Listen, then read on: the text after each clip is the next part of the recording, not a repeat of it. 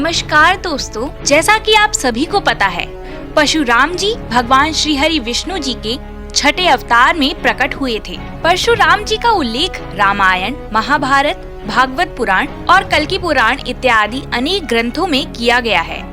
वह एक ब्राह्मण कुल में जरूर हुए थे, लेकिन कर्म से वह एक क्षत्रिय थे, जिन्होंने अपने पिता जमदग्नि मुनि की हत्या के प्रतिशोध में ही 21 बार इस पृथ्वी से अत्याचारी और निरंकुश क्षत्रियों का अकेले ही सर्वनाश किया था। भगवान परशुराम जी को भार्गव के नाम से भी जाना जाता है। पौराणिक वृत्तांतों के अनुसार उनका जन्म त्रेता युग यानी रामायण काल में महर्षि भृगु के पौत्र महर्षि जमदग्नि द्वारा संपन्न हुए पुत्रेष्टि यज्ञ से प्रसन्न हुए देवराज इंद्र के वरदान से उनकी पत्नी रेणुका के गर्भ से प्रकट हुए थे। महाभारत और विष्णु पुराण के अनुसार परशुराम जी का मूल नाम राम था, लेकिन जब भगवान शिव ने उन्हें अपना परशु नामक अस्त्र प्रदान किया तो परशु धारण किए रहने के कारण वे परशुराम जी कहलाए। परशुराम जी ऋषि जमदग्नि और माता रेणुका के पुत्र थे। परशुराम जी ने अधिकांश विद्याएं अपनी बाल्यावस्था में ही अपनी माता की दी हुई शिक्षाओं से ही सीख ली थीं। वे पशु पक्षियों तक की भाषा समझते थे और उनसे बात कर सकते थे। परशुराम जी ने रामायण काल में श्री राम जी को नारायण जी का अवतार पहचानकर उनको धनुष प्रदान किया था। वहीं महाभारत काल में पितामह भीष्म जी को गुरु द्रोणाचार्य जी को और दानवीर कर्ण जी को भी शस्त्र विद्या की शिक्षा दी थी, लेकिन उन्होंने अपने ही शिष्य कर्ण को श्राप भी दिया था, जिसके कारण ही महाभारत के युद्ध में दानवीर कर्ण सभी शस्त्र विद्या में निपुण और शक्तिशाली योद्धा होने के बावजूद मारे गए। आगे बढ़ने से पहले वीडियो को लाइक और शेयर जरूर कर दीजिएगा, और अगर आप हमारे चैनल पर नए आए हैं तो चैनल को सब्सक्राइब जरूर करके जाइएगा, ऐसी ही और इंटरेस्टिंग वीडियोस देखने के लिए। पौराणिक कथा के अनुसार माना जाता है कि परशुराम जी ने 21 बार हेहय वंशी क्षत्रियों को समूल नष्ट किया था। हेहय वंश अधिपति कार्तवीर्य अर्जुन ने घोर तप द्वारा भगवान दत्तात्रेय को प्रसन्न कर 1 सहस्त्र भुजाएं तथा युद्ध में किसी से भी परास्त न होने का वर पाया था, लेकिन ऋषि वशिष्ठ के श्राप के कारण सहस्त्र अर्जुन की मति मारी गई थी। सहस्त्र अर्जुन ने परशुराम जी के पिता जमदग्नि के आश्रम में एक कपिला कामधेनु गाय को देखा। वह कामधेनु गाय को बलपूर्वक जमदग्नि की अवज्ञा कर आश्रम से ले गया। जब परशुराम जी को यह बात पता चली तो उन्होंने अपने पिता के सम्मान के खातिर कामधेनु गाय को वापस लाने की सोची और सहस्त्र अर्जुन से उन्होंने युद्ध किया। कुपित परशुराम जी ने फरसे के प्रहार से उसकी समस्त भुजाएं काट डाली व सिर को धड़ से अलग कर दिया। तब सहस्त्र अर्जुन के पुत्रों ने प्रतिशोध स्वरूप परशुराम जी की अनुपस्थिति में उनके ध्यानस्थ पिता जमदग्नि की हत्या कर दी।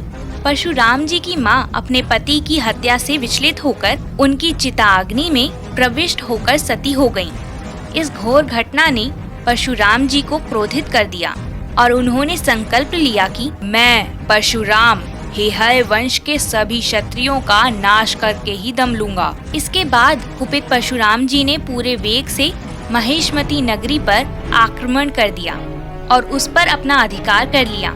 इसके बाद उन्होंने एक के बाद एक पूरे 21 बार इस पृथ्वी से हेहय वंशी क्षत्रियों को समूल नष्ट किया। यही नहीं, उन्होंने हेहय वंशी क्षत्रियों के रक्त से स्थलित पंचक क्षेत्र के 5 सरोवर भर दिए।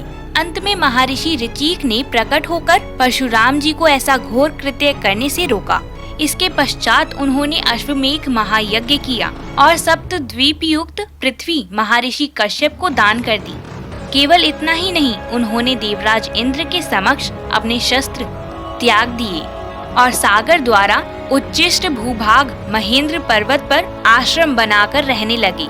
इसके बाद उन्होंने त्रेता युग में राम अवतार के समय शिव जी का धनुष भंग होने पर आकाश मार्ग द्वारा मिथिलापुरी पहुंचकर स्वयं को विश्व विदित क्षत्रिय कुल द्रोही बताते हुए क्रोध में आकर कहा, सुनहु राम, जेहि शिव धनु तोरा, साहस बाहु सम सो रिपु मोरा।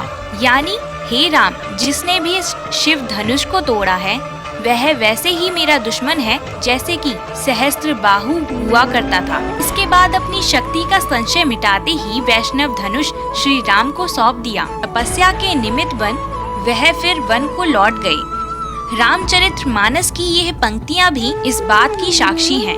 कह जय जय रघुकुल केतु, भृगुपति गए वनहि तप हेतु। महाभारत काल में भी परशुराम जी ने गंगा पुत्र देवव्रत यानी भीष्म पितामह जी को भी शिक्षा दी थी।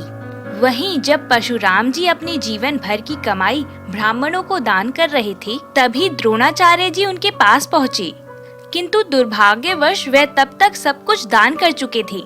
तब परशुराम जी ने दया भाव से द्रोणाचार्य जी को अस्त्र शस्त्र चुनने के लिए कहा। तब चतुर द्रोणाचार्य जी ने कहा कि मैं आपके सभी अस्त्र शस्त्र उनके मंत्रों सहित चाहता हूँ, ताकि जब भी उनकी आवश्यकता हो तो उनका प्रयोग हो सके। परशुराम जी ने कहा कि तथास्तु, ऐसा ही हो। इससे द्रोणाचार्य जी शस्त्र विद्या में निपुण हो गए। इसके बाद उन्होंने कर्ण जी को भी विभिन्न प्रकार की शस्त्र विद्याएं सिखाई थी और ब्रह्मास्त्र चलाना भी सिखाया था। लेकिन कर्ण जानते थे कि परशुराम जी केवल ब्राह्मणों को ही अपनी विद्या दान करते हैं, परंतु फिर भी कर्ण जी ने छल करके परशुराम जी से विद्या लेने का प्रयास किया। परशुराम जी ने उसे ब्राह्मण समझकर बहुत सी विद्याएं सिखाई। लेकिन एक दिन जब परशुराम जी एक वृक्ष के नीचे कर्ण जी की गोदी में सर रखकर सो रहे थे, तब एक भौरा आकर कर्ण जी के पैरों पर काटने लगा। अपने गुरुजी की नींद में कोई रुकावट ना आए, इसलिए कर्ण जी भौरे के काटने को सहते रहे। भौरा कर्ण जी को बहुत बुरी तरह काट रहा था, जिससे काटने के कारण कर्ण जी का खून बहने लगा। वो खून बहता हुआ परशुराम जी के पैरों तक पहुंचा। परशुराम जी की नींद खुल गई। इतना गहरा घाव और खून देखकर परशुराम जी ये समझ गए थे कि ये कोई ब्राह्मण नहीं हो सकता। अब कर्ण जी को उन्होंने श्राप दे दिया कि जब तुम्हें इन विद्याओं की सबसे ज्यादा आवश्यकता होगी, तब यह विद्याएं तुम्हारे कोई काम नहीं आ पाएंगी। तभी जब महाभारत युद्ध में कर्ण जी को शस्त्र विद्याओं की सबसे ज्यादा आवश्यकता थी, तो वह उसे श्राप अनुसार भूल गए। अपने पराक्रम और तपस्या के बल पर संसार में सुप्रसिद्ध भगवान परशुराम जी चिरंजीवी हैं। कल के पुराण के अनुसार कलयुग में भी परशुराम जी ही भगवान विष्णु के अंतिम अवतार कल्कि भगवान के गुरु होंगे। उन्हें युद्ध की शिक्षा देंगे। वह ही कल्कि जी को भगवान शिव की तपस्या करके उनसे दिव्य अस्त्र को प्राप्त करने के लिए योग्य बनाएंगी।